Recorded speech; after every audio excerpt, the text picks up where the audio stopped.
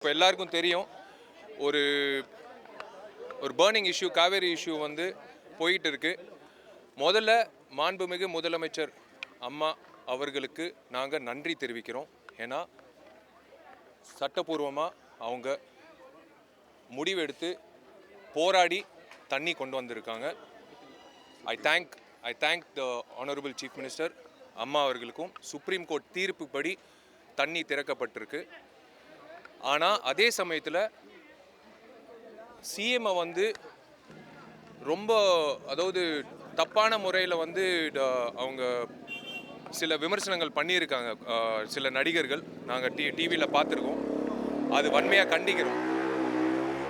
அது உண்மையிலே வன்மையாக கண்டிக்கிறோம். ஏன்னா அது ரொம்ப தவறு. சிஎம் என்ற ஒரு ஸ்தானத்திலிருந்து அவங்க கரெக்டான முறையில் தமிழ்நாடு மக்களுக்கு விவசாயிகளுக்கு தண்ணி கொண்டு வரணுன்ற அடிப்படையில் அவங்க செயல்பட்டிருக்காங்க.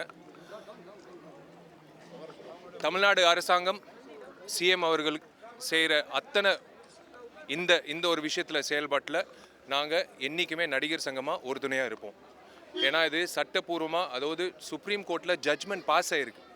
ஒரு ஜட்ஜ்மெண்ட் பாஸ் ஆனதுக்கப்புறம் according to the judgement everything is happening. But அந்த சமயத்தில் எமோஷனல் ஆகலாம். பட் அந்த சமயத்தில் எமோஷனல் ஆகி கொடும்பாவி எரிக்கிறது, சிஎம் பற்றி ரொம்ப தவறாக விமர்சிக்கிறது உண்மையிலேயே அது தவிர்த்திருக்கலாம்.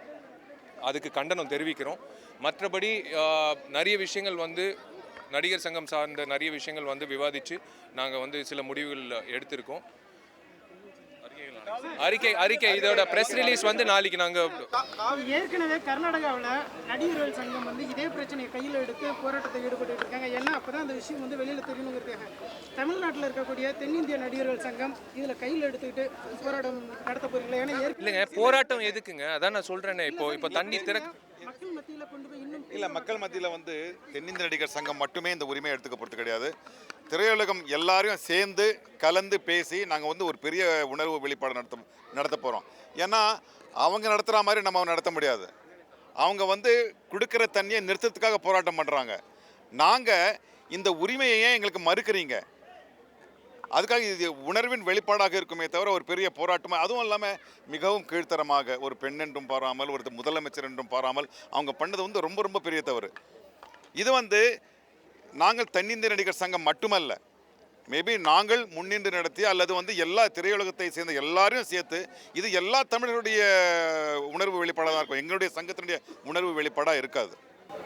சார், இப்போ இந்த மீட்டிங்கோட தொடக்கத்தின் போது சொல்லப்பட்டது கருணாஸ் அவர்கள் துணைத் தலைவர் பதவியை ராஜினாமா செய்கிறார் அப்படிங்கிற மாதிரி சொல்லப்பட்டது. இது அவரே பதில் சொல்லுவார். இல்லை, அவரே இது என்ன நீங்கள் எவ்வளோ பெரிய முக்கியமான இஷ்யூ போயிட்டுருக்கு.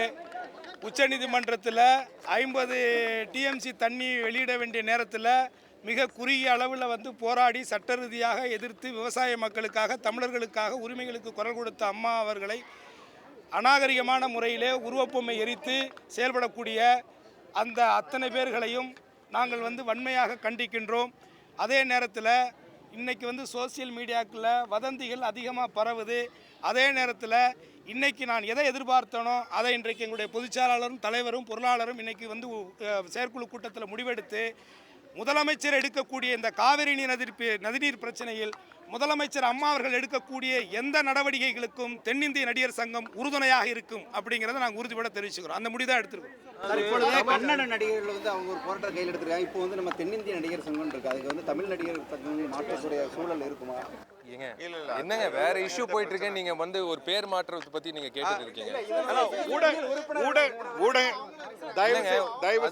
அதுதான் சொல்றேன். This is not the time to discuss about இப்போ வாராகி அப்படிங்கிறவர் நட்சத்திர கிரிக்கெட் நடத்தினதுல 6 கோடி ரூபாய் ஊழல் நடந்திருக்கு அப்படிங்கிற மாதிரி அவர் ஒரு குற்றச்சாட்டை முன் வச்சிருக்காரு. இதுல உங்களுடைய பதில் என்ன? அதான் இப்போ முதல்ல 3 இருந்தது, இப்போ 6 ஆயிடுச்சா? முதல்ல முந்தானத்து 3 இருந்தது, இப்போ 6 ஆயிடுச்சு. ஊடக நண்பர்கள் எல்லாருக்கும் நான் ஒரு விஷயத்தை தெளிவுபடுத்திக்கிறேன். உண்மையிலேயே எனக்கு நான் ரொம்ப தைரியமாக இந்த விஷயத்தை சொல்லலாம்.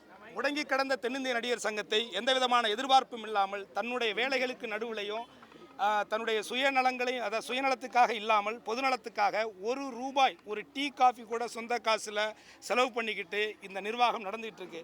விளம்பரத்திற்காக விளம்பரத்திற்காக தன்னை பிரபலப்படுத்திக் கொள்வதற்காக இந்த மாதிரியான காரியங்களில் ஈடுபடக்கூடியவர்கள் யாராக இருந்தாலும் அவங்கள்ட்ட எந்த ஆதாரங்கள் இருந்தால் நேரடியாக வரலாம், பண்ணலாம். திடீர்னு உள்ளே போகிறேங்கிறாங்க, இல்லை உள்ளே வரும்போது திமுக காலியில் வச்சு எங்களை அடிக்க வந்தாங்கங்கிறாங்க. இப்படி எல்லாம் உண்மைக்கு புறம்பான குற்றச்சாட்டுகள்.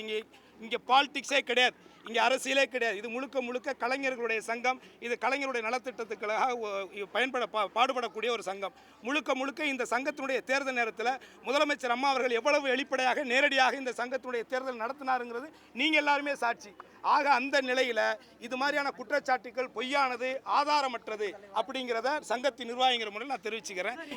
அவர் இந்த தகவல்களை கேட்டிருக்காரு, ஒரு காப்பி எல்லாமே கொடுத்தாச்சு. இங்கே பார்த்தீங்கன்னா 3500 சில்லற உறுப்பினர் இருக்காங்க. யார் எந்த தகவலை கேட்டாலும் உடனே நாங்கள் கொடுத்துருவோம்.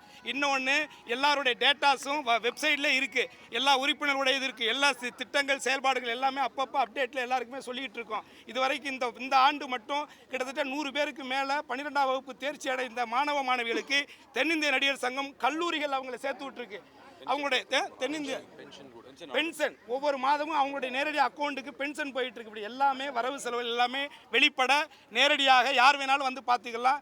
நீங்களே ஆசைப்பட்டீங்கன்னா கூட ஃபுல்லாக ஒரு வாட்டி பார்த்துக்கலாம். அதே அதான் நான் சொல்றேன்ல, நிறைய உங்களுக்கு தெரியும் என்ன பத்தி சொன்னாரா? நடிகர் சங்கத்தில் இருந்தப்ப முக்கிய பிரச்சனைகளை நான் முன்னெடுத்துட்டு இருக்கேன். ஆனால் தற்போது ஏன் நடிகர் சங்கம் தயங்குகிறது? இப்பதானே பேசணும். பேசணும். எந்த ஒரு பிரச்சனையும் போராட்டங்கள் அப்படிங்கிற அடிப்படையில் நாங்கள் முன்னெடுத்துட்டு போயிருக்கோம். ஏன் இவங்க இந்த மாதிரியான ஒரு அறிவிப்புகள் எதுவுமே வெளியிட? அதாங்க இப்பதானே அறிவிச்சிருக்கோம். 2 அரசாங்கம் சார்ந்த ஒரு விஷயங்க இது. சுப்ரீம் கோர்ட்ல கொடுக்கப்பட்ட தீர்ப்பு. இப்போ நாங்கள் அதுதானே சொல்கிறோம். அம்மா அவர்கள் எந்த ஒரு நடவடிக்கை இது சார்ந்த எந்த ஒரு நடவடிக்கை எடுத்தாலும், தமிழக அரசு எந்த நடவடிக்கை எடுத்தாலும் நடிகர் சங்கம் கண்டிப்பாக உறுதுணையாக இருக்கும்.